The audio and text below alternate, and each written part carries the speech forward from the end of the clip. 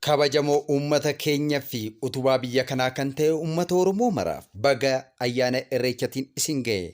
Ayyaana irreechatiin wal qabatee giddugalli aadaa Oromoo uffata aadaa fi meeshaalee aadaa guutuu isin qopheessee jira. Yeroon isin jalaa gabaabbateetu kan uffannaa aadaan argatiin hundi keessan giddugala aadaa Oromootti koottaa uffata bitadha. Ayyaana gaarii.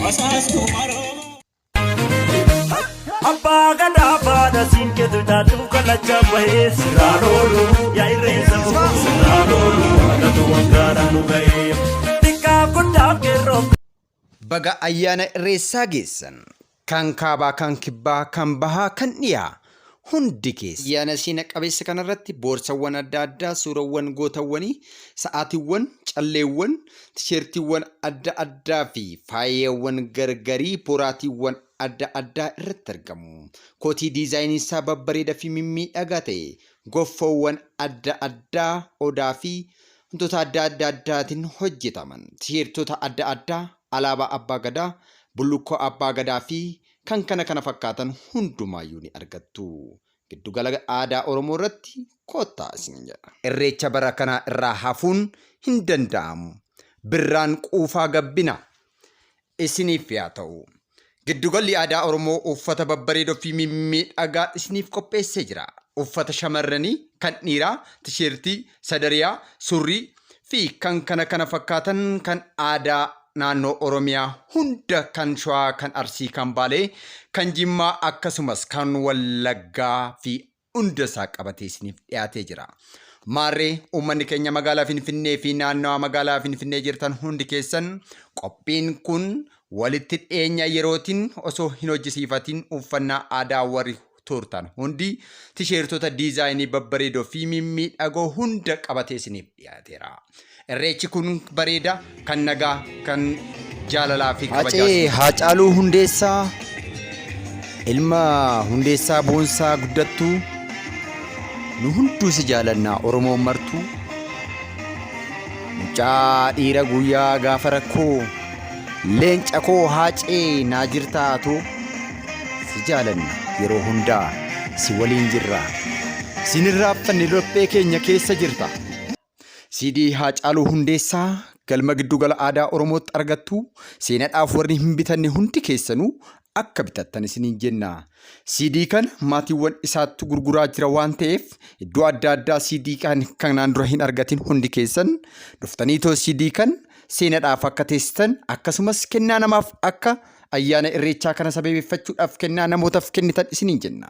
Giddugala aadaa Oromootti uffannaa aadaa qofa osoo hin ta'in CD goota keenya maal mallisaa fi maatii Haacaaluu Hundeessallee asitti ni argattu.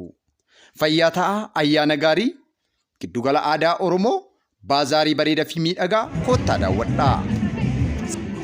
Maal uffanne irreecha dhaqna warra jettaniif mana uffannaa Baarentummaa Hagalookoo Shaggarii Hangatiiji hundaayyuu ni argattu. Uffannaa gubbaarraan uffatamuu fi jalaan uffatamu guutuusaa ayyaana irreecha gaarii nagaannu.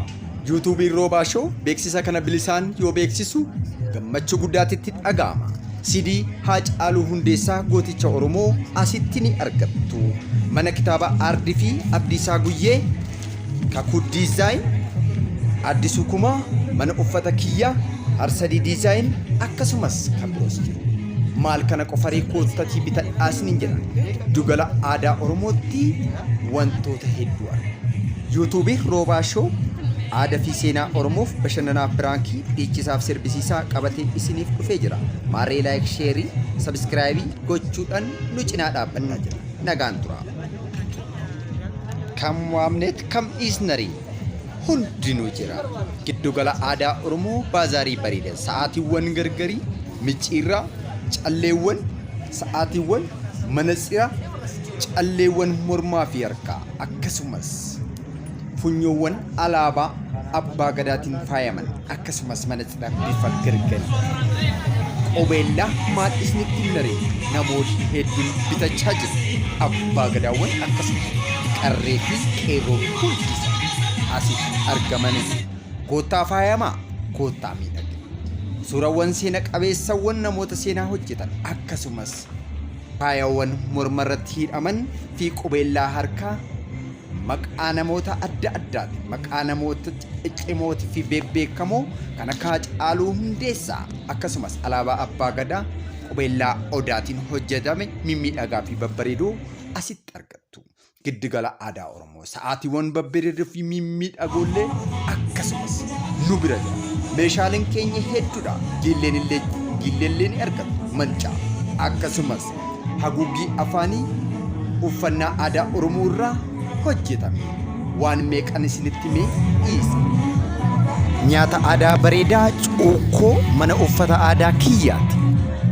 Yaa cuukkoo yaa nyaata aadaa Oromoo akkam yaaboo goffoo babbareedaa isiniif dhiyaateera. Goffoo guutuu kan Abbaa Gadaa kan walakkaa kan ta'e babbareedaa fi miidhagaa kan yeroo isaa eeggate Addisuu Kumaa Asgooriidhaa sirreesseera. Koo teemirii sa'aatii micciirraa gillee mancaa faaya mormaa warqee fi birrii fakkaatuun kan hojjetame calleewwan gargaris akkasumas ni argama. Uffannaa harkatti akkasumas kitaabolee babbareedaa fi miidhagoo namoota seenaa hojjetan akkasumas seenaa uummata Oromoo kan qaban guutuun isaa nu biratti argama. Akkasumas kitaaba Naafiyaa Dr. Naafiyaa yeroo dhiyoo keessatti kan harka uummataatiin geessa asitti kitaabolee adda addaa kana argachuudhaaf giddu gala. Maal qabu? Inni kun afaan sadii kan barsiisu afaan Oromoo, afaan Ingilizii, afaan Amaaraa akkatti barraa'u akkatti haasa'amu kan barsiisu. Kaayyoon isaa afaan Oromoo namni hundi akka baratuu fi jarri kun daa'imman warra oolmaa daa'immanii tokkoffaa kaasee oolmaa lammaffaa, oolmaa sadaffaa afaan Oromoo kan barsiisu.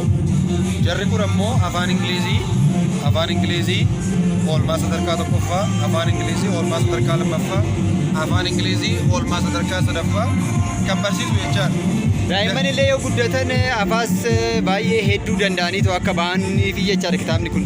Kaayyoon isaa hawaasa gargaaruudhaa fi afaan aadaa seenaa barsiisuudhaa fi jarri sun ammoo aadaa kan barsiisan daa'imman hibboo, mammaaksa, odoodorii, sirna gadaa, tapha ijoollee kan barsiisan jechuudha jarri kun. Yoo dadhabdan kan aara itti galfattan kaafee fi reesturaantii bareedaa laaqanaa fi nyaata aadaa mimmiidhagaa fi dhugaatii ho'aa fi qorraa waliin haala miidhagaa fi yeroo isaa kan eeggateen isin eegaa jira. Maarree kitaabawwan babbareedoo kana argachuudhaaf mana kitaabaa Abdiisaa Guyyee fi mana kitaabaa Ardiitti asuma giddugala aadaa Oromootti argattu. Kottaa uffanni aadaas waanti hunduu guutee jira. Seenaa Oromoo jajjabeessuuf guddisuuf kitaaba haa dubbisnu. Hirmaannaa keessanii warroonni asirratti meeshaalee qopheessitan guddaa galatoomaa jecha Addisuu Kumaa Asgoorii Shaggar Faashin Yooyaa Diizaayin Baarentummaa mana uffata aadaa Lookoo Madda Walaabuu Chuuchee Diizaayin Garii Diizaayin mana uffata Taarree fi Araarsaa Maltiimiidiyaa Michuu fi Gammadaa Olaanaa kaafee fi reesturaantii bareeda waliin.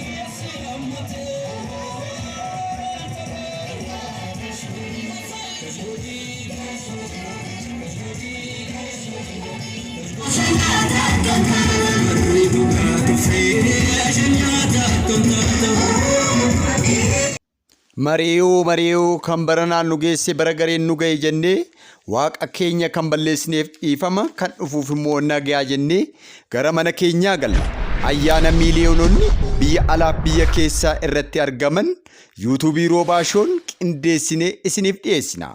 Ayyaana gaarii, irreecha gaarii yeroo yeroodhaan nu argachuudhaaf subscribe, like, share Roobaa gochuun